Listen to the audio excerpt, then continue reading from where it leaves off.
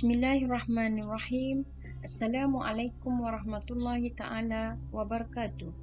Alhamdulillahirabbil alamin wal aqibatu lil muttaqin wala udwana illa 'alal zalimin. Wassalatu wassalamu ala asyrafil anbiya'i wal mursalin wa ala alihi wasahbihi ajma'in. Alhamdulillah, bersyukur kehadrat Allah Subhanahu wa taala kerana kita dikurniakan nikmat iman dan Islam. Selawat dan salam ke atas junjungan Nabi Muhammad sallallahu alaihi wasallam, para keluarga dan sahabat-sahabat baginda serta seluruh kaum muslimin muslimat yang dirahmati Allah sekalian.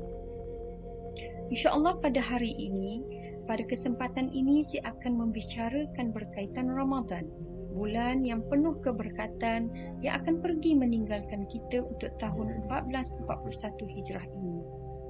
Ajaibnya masa yang berlalu begitu pantas. Ajaib lagi bila mana manusia lalai untuk mengisi masa. Itulah ungkapan Imam Asy-Syafi'i rahimahullah apabila meninggalkan pesanan agar kita tidak cuai dengan usia. Sepantas kelipan mata, kita sudah melepasi 10 hari terakhir Ramadan yang semakin nyata menghampiri pengakhirannya. Begitu pantasnya waktu dan pergerakan hari demi hari menambah angka pada usia. Para sahabat sekalian, bulan Ramadan sering dikaitkan dengan ibadat puasa, iaitu menahan diri daripada makan dan minum serta perkara-perkara yang membatalkannya di siang hari berserta niat.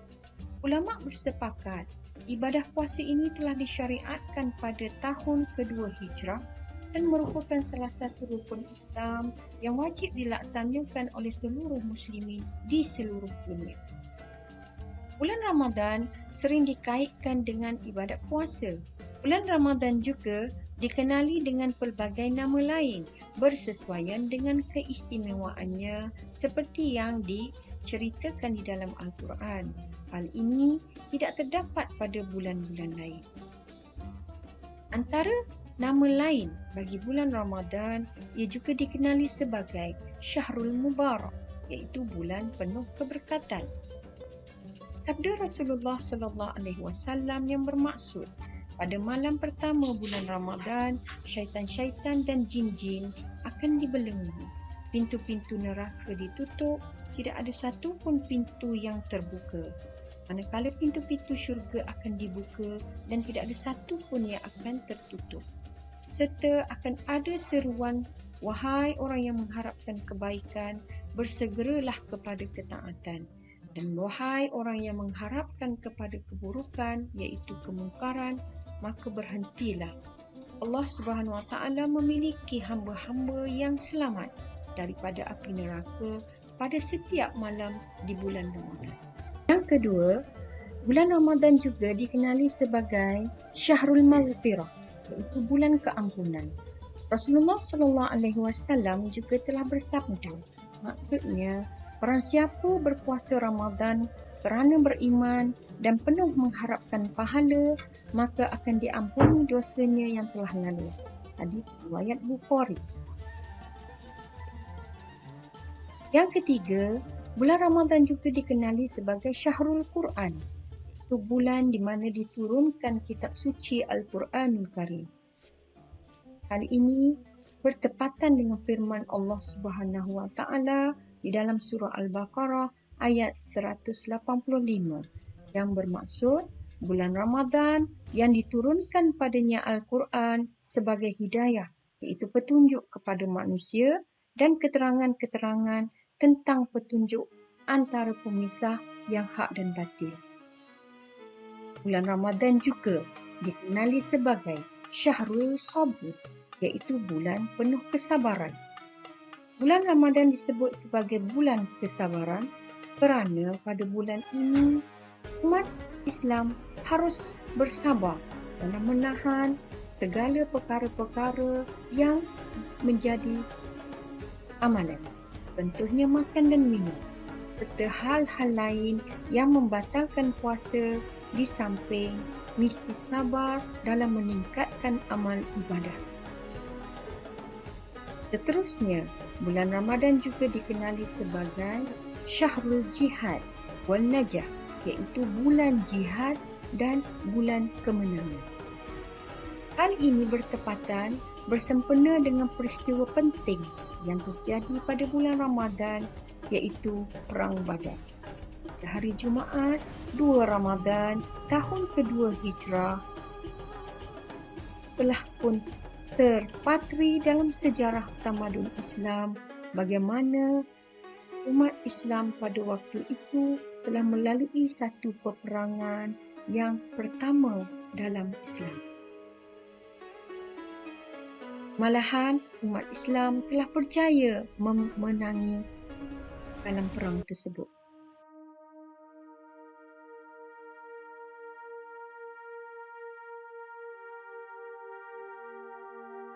Para sahabat yang dikasihi Allah sekalian, berikut merupakan dalil pensyariatan puasa Ramadan. Dan berdasarkan dalil inilah, maka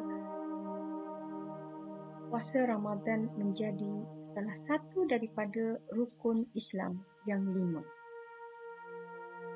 Firman Allah Subhanahu wa taala surah Al-Baqarah ayat 183. Ya ayyuhallazina amanu kutiba alaikumussyam kama kutiba alal ladzina min qablikum la'allakum tattaqun. Yang bermaksud, wahai orang yang beriman, kamu diwajibkan berpuasa sebagaimana diwajibkan ke atas orang yang terdahulu daripada kamu, supaya kamu bertakwa. Manakala dalil kedua, pensyariatan puasa Ramadan dapat dilihat berdasarkan hadis yang telah pun diriwayatkan oleh Imam Tirmizi dan Muslim. An Abi Abdurrahman Abdullah bin Umar Al-Khattab radhiyallahu anhu qala sami'tu Rasulullah sallallahu alaihi wasallam yaqulu buniyal Islamu ala khamsin syahadatu la ilaha illallah wa anna Muhammadar Rasulullah wa musalla wa ita'uz zakah wa hajjul baiti wa shaumu ramadhana. Yang bermaksud, daripada Abdurrahman Abdullah bin Umar bin Al-Khattab radhiyallahu anhuma telah berkata, saya mendengar Rasulullah sallallahu alaihi wasallam telah bersabda, Islam dibangunkan di atas 5 perkara: bersaksi bahawa tiada Tuhan selain Allah dan bahawa Nabi Muhammad utusan Allah, mendirikan solat, menunaikan zakat, melaksanakan haji dan berpuasa Ramadan. Para sahabat yang dikasihi Allah sekalian, seterusnya kita akan dapat sama-sama melihat tentang antara amalan-amalan bagi kita menghidupkan bulan Ramadan. Antara amalan pada bulan Ramadan yang selalu sering kita lakukan ialah berpuasa pada siangnya dengan puasa yang sebenar-benarnya. Dan yang kedua, menghidupkan amalan dengan amalan yang disyariatkan, termasuklah qiyamul lail. Takkan amalan harian, contohnya solat di awal waktu, menunaikan solat tarawih, bertadarus Al-Quran, menunaikan zakat fitrah dan zakat harta, iktikaf terutamanya 10 malam terakhir, memperbanyakkan sedekah, memberi makanan kepada orang yang berpuasa, melakukan amalan bersahur, bersederhana dan berbelanja mengikut kemampuan, menjaga makan dan minum daripada sebarang kemungkaran, serta menunaikan ibadat umrah bagi yang berkemampuan. Hal ini akan dapat kita lihat, iaitu pada bulan Ramadan, jadual harian akan berubah kerana amalan-amalan ini akan dilaksanakan berbeza daripada rutin kebiasaan pada bulan-bulan selain Ramadan. Oleh itu, kita mestilah bijak untuk menguruskan jadual harian. Namun begitu, janganlah sesekali kita merasakan bahawa kitalah orang yang paling sempurna dalam melakukan sesuatu ibadah kerana kesempurnaan setiap ibadah adalah penilaian oleh Allah Subhanahu Wa Taala. Semoga segala amalan yang telah kita lakukan ini akan diterima oleh Allah Subhanahu Wa Taala. Para sahabat yang dikasihi Allah sekalian, seterusnya marilah kita melihat kepada antara hikmah-hikmah berpuasa Ramadan. Yang pertama ialah dengan berpuasa kita dapat menghapuskan dosa. Puasa adalah pintu segala ibadah kerana dengan berpuasa Allah Subhanahu Wa Taala akan mengampuni dosa-dosa hamba-Nya. Apabila dosa-dosanya diampunkan, maka ininya akan menjadikan hatinya bercahaya dan seterusnya akan merasa gembira untuk melakukan setiap amalan yang lain dengan bersungguh-sungguh. Namun begitu, para ulama tetap mengingatkan bahawa kita juga perlulah sentiasa bertaubat kepada Allah dengan sebenar-benar taubat agar segala dosa akan diampunkan. Berpuasa Ramadan juga telah mendapat jaminan bahawa Allah sendiri akan mengganjari orang yang berpuasa. Hal ini adalah berdasarkan hadis Rasulullah sallallahu alaihi wasallam yang bermaksud, sesungguhnya puasa itu milikku, yakni Allah, dan akulah yang akan membalasnya. Puasa merupakan amalan batin yang hakikatnya tidak diketahui melainkan oleh Allah Subhanahu Wa Taala serta orang yang melakukannya. Ia merupakan ibadah yang berbentuk niat di dalam hati dan berbeza dengan semua amalan lain yang boleh dilihat oleh mata orang lain. Oleh itu, akan tidak terlepas daripada unsur-unsur mazmumah seperti syirik, riya, ujub dan takabur. Manakala dengan berpuasa, ia lebih kepada amalan yang bersifat rahsia antara seorang hamba dengan Rabb-Nya. Hikmah berpuasa yang seterusnya ialah akan memperolehi dua kegembiraan bagi orang yang berpuasa. Hal ini dapat dilihat daripada maksud sabda Rasulullah sallallahu alaihi wasallam, bagi orang yang berpuasa dengan menjaga sunnah dan adabnya akan mendapat dua kegembiraan. Kegembiraan pertama, apabila ia berbuka puasa, ia akan gembira kerana dapat melaksanakannya dengan baik. Dan kegembiraan kedua ialah apabila ia berjumpa dengan Rabb-Nya. Dia akan bergembira disebabkan ibadah puasanya. Hadis muttafaqun alaih. Hikmah yang seterusnya ialah bagi orang yang berpuasa, maka doanya akan dimakbulkan. Allah Subhanahu Wa Taala Maha mendengar, maka dia akan mendengar setiap permohonan hamba-hambanya.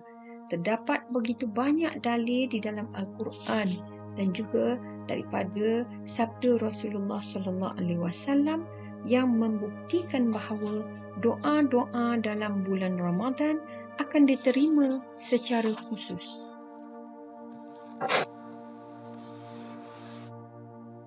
Manakala hikmah yang terakhir ialah berpuasa akan baik untuk kesihatan.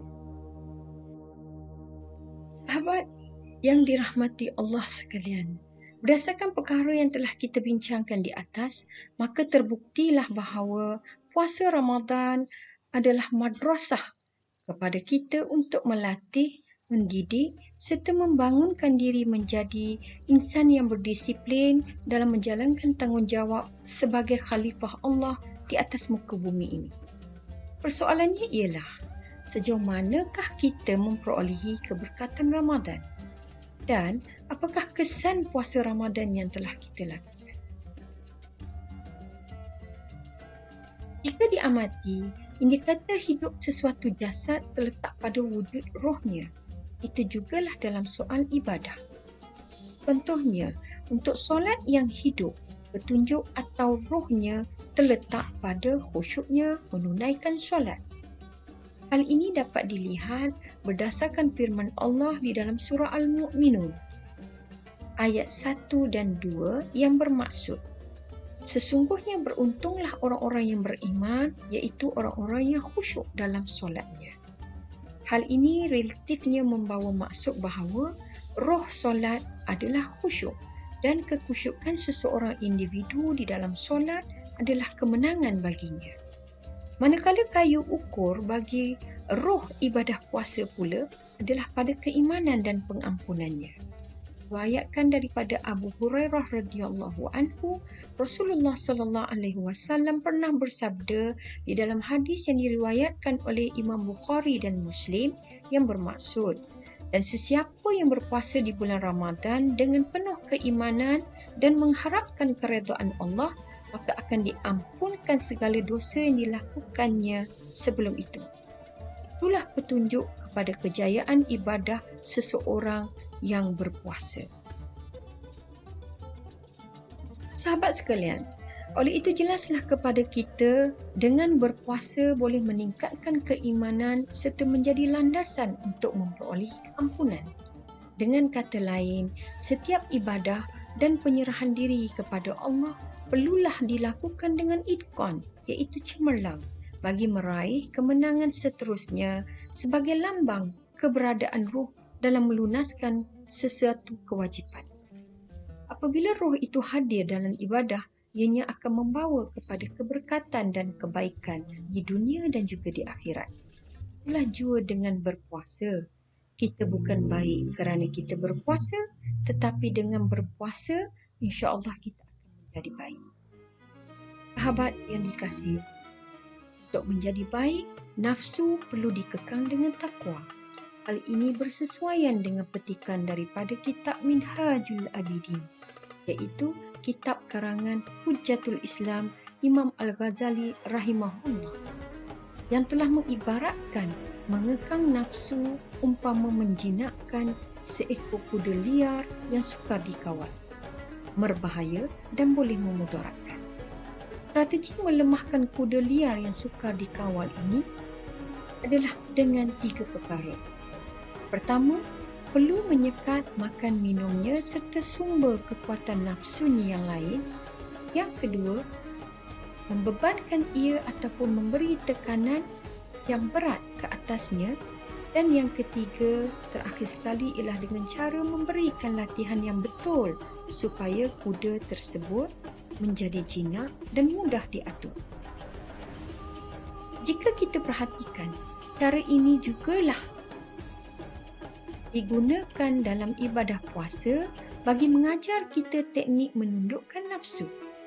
Itu sendiri menyekat dari melakukan perkara-perkara yang boleh membatalkannya dan menahan diri dari segala yang mampu merosakkannya, yang disebut sebagai as-siyam. Kemudian kita beratkan dan bebankan nafsu dengan solat-solat sunat sebagai bukti hamba yang syukur dan tawaduk, iaitu dengan qiyam. Dan diakhiri dengan latihan yang menjadikan Al-Quran sebagai panduan.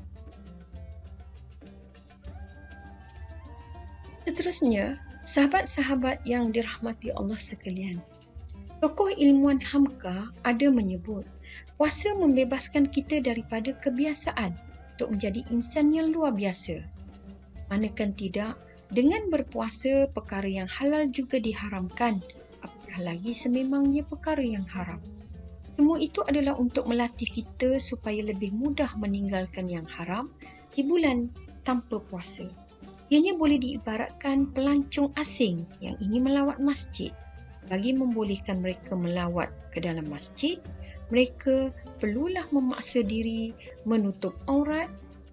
Tetapi sekiranya telah selesai urusan lawatan, mereka akan keluar daripada masjid dan mula membuka jubah yang dipakai untuk menutup aurat.